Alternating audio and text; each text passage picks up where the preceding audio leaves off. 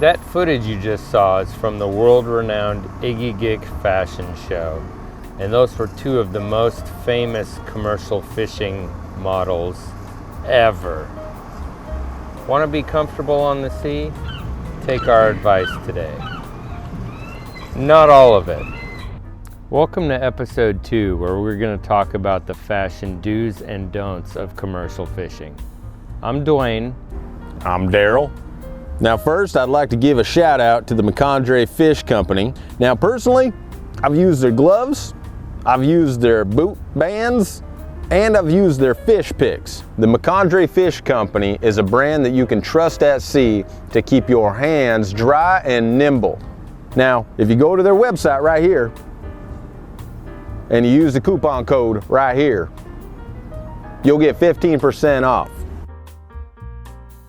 Today we're going to learn about what types of clothing you're going to want to wear. Now it's vital that you know and understand what the latest fisherman fashion trends are. Now it doesn't matter whether you're catching fish in your net and they're dropping out, or you got throwbacks. When they go back in the water, they meet up with their fish friends. And when they meet with their fish friends, they're going to say, hey, there was a man up there, a fisherman, and he had a really nice outfit. Now let me tell you something, I've been fishing a long time and I know how this goes. That fish will bring his friends over. So just remember, look good, catch more fish. Now, you want to look good, but there's a delicate balance here. You don't want to stray too far from one side to the other. If you look good, you attract fish. If you look too good, you attract fishermen. You want to maximize your chances of catching fish while minimize your chances of getting unwanted attention from the gingerbeard man. We're going to start from the deck up in creating the perfect wardrobe ensemble to ensure you're protected from the elements and also look good. We're going to offer you good, better, and best options.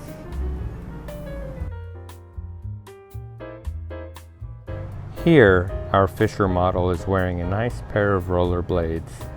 These are great for getting around the deck quickly and offer a tiny bit of waterproof protection for parts of your feet. The added height he gets can be beneficial when reaching for items that are up high. While rollerblades are good, let's go over some of the pros and cons associated with wearing them. A pro is that no line will get wrapped around your feet because you won't need to lift your feet to walk. And a con is that you'll probably fall in the water and die. That's pretty much the only con. Let's look at some other options to see what may work better for you. Now here's a Fisher model in a real nice pair of Giovanni high heels. And don't worry, I know what you're thinking. Blue won't match his rain gear. So the pros of the high heels are that you probably won't fall in the water and die. And the cons are that you'll increase your risk of osteoarthritis, and also that you'll probably get stuck in the deck and crushed by gear. The best case, you'll get tangled up in the line and torn apart. Here, our model is wearing the ideal shoe. It's a rubber boot that's waterproof, it's insulated and warm, and has magic sticky tread that minimizes slippage. It doesn't have any protrusions that can get caught on anything, and it's a comfortable shoe. This is great since you'll be on your feet whenever you're awake, and occasionally while you fall asleep standing up.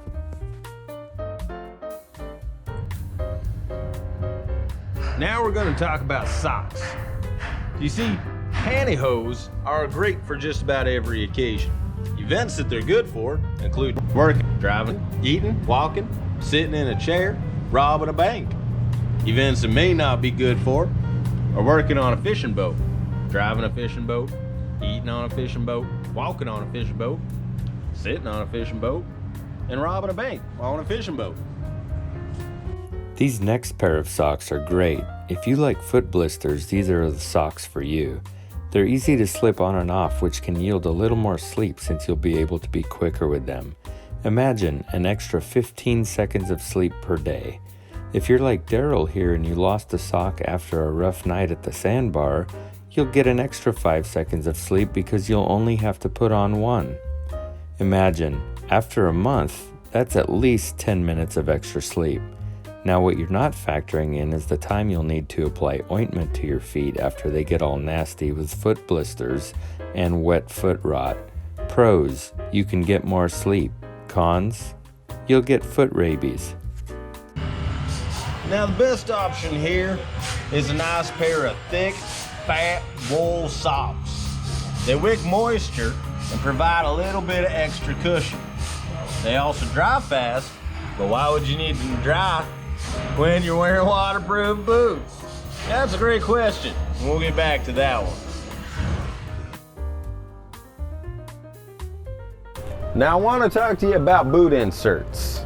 See, boot inserts provide a lot of extra comfort while getting rid of a lot of the moisture inside. It's a good time to answer that question now. Why you got water in your boots? You're wearing waterproof boots. The water's got nowhere to go. It can't get out. Can't get out. Oh. Now, 3 things you're gonna want to consider when you're choosing an insert. And the first one, most importantly, I believe, is gonna be the smell. You don't want it to stink too bad, so you want it to mix with your natural scent. And they got a few of them out there. That's number 1. The second one is how scratchy are your toenails? Yeah, you don't want scratchy on there. The third one, and probably the least important, is going to be size. Yeah, definitely least important. Now I've been using these wool inserts and I find that the smell they produce with my foot sweat is just delightful. They were, That's great, man. That's great. They were great until my toenail fell off when I dropped the salmon nose on my foot. You ever dropped the salmon nose? Man, yeah, that's the worst, God, man. It hurts. That's bad. There are many options for rain gear, and here we're demonstrating a model for the thrifty, budget-conscious fisherman. There are many advantages to this setup. It's inexpensive, it's lightweight, it's fairly waterproof, and it's fairly windproof. The only downside is the amount of time required to put it on.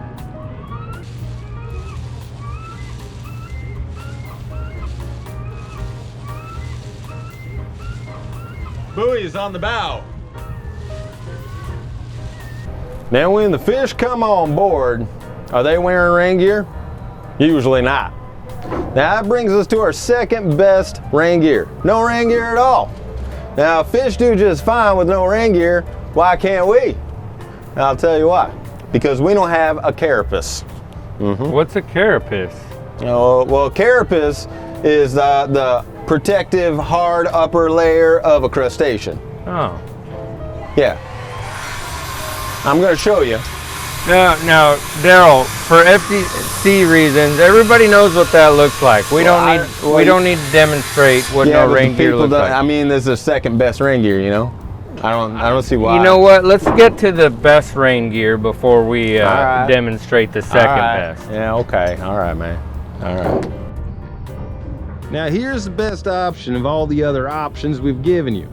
This is a nice set of heavy-duty rain gear made by one of the leading companies that manufactures rain gear.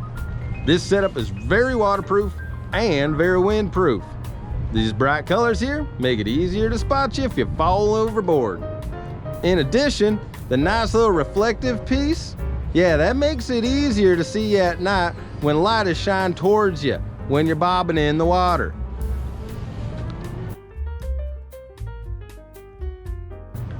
Nothing says I love nature more than a nice pair of gardening gloves. Now these are made from Egyptian cotton and have a thread count of over 800. They've got exceptional feel and are great for massaging each fish. Now these days, more focus is being placed on the quality of catch than the quantity. So imagine each fish you catch gets a nice 15-minute deep tissue massage, and by the time that you're delivering to the processor, they're nice and relaxed. So you can bet your stern that you're gonna get top dollar for these fish when you're wearing these gloves. Now the downside of using these types of gloves is your typical hand rot and possibly frostbite down. Nobody likes to eat dirty food, which is why our second best option today are these nice sterile medical gloves. You can give each fish a quick little medical exam when it comes on board and ensure you don't contaminate your catch with diseases like COVID-19. Maybe you're fishing to save up for veterinarian school. Being able to don medical gloves quickly will set you apart from all of your classmates, although you probably won't be helping many animals if you're working on a fishing boat. Unlike the gardening gloves, these are much better and you won't get hand rot. You will most certainly get frostbite though. The best options are a nice pair of waterproof rubber gloves. Now, these are made by a sponsor and are great for salmon fisheries. Other brands of gloves might be more suitable for the winter time, but these are our favorite for gill net. And there are many accessories available to aid in keeping warm, looking good, and staying dry. The first one we'll cover are belts. Belts have a few purposes, but most important one is obviously to look good. The second to looking good is staying warm. Now when you put on a belt, you squeeze your rain gear against itself, blocking any stray wind that may sneak up on you a little bit in between your jacket and your bib. By the way, the bib is the pants of the part of the rain gear. It's like the rubber pair of the overalls.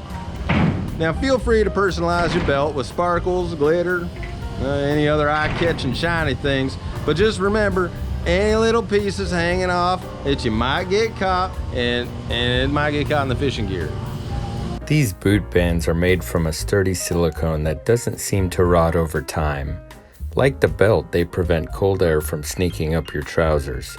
You use them by rubber banding your pant legs around your boot shin.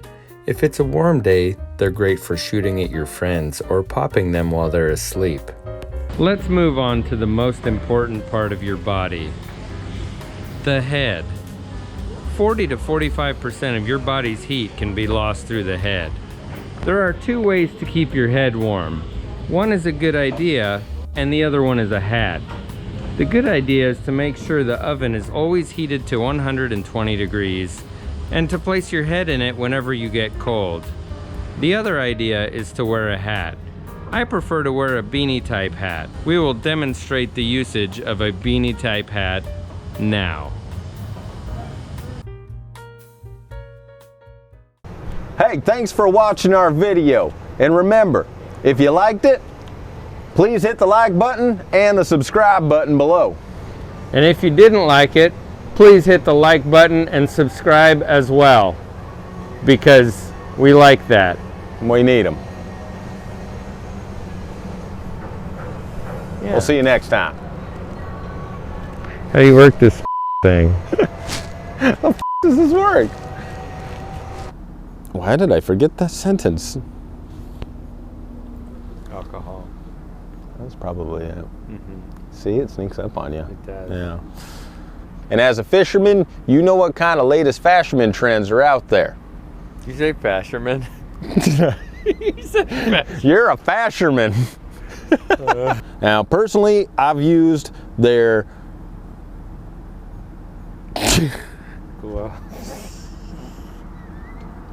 Why? Yeah. Why? And their boot rubbers and their fish picks.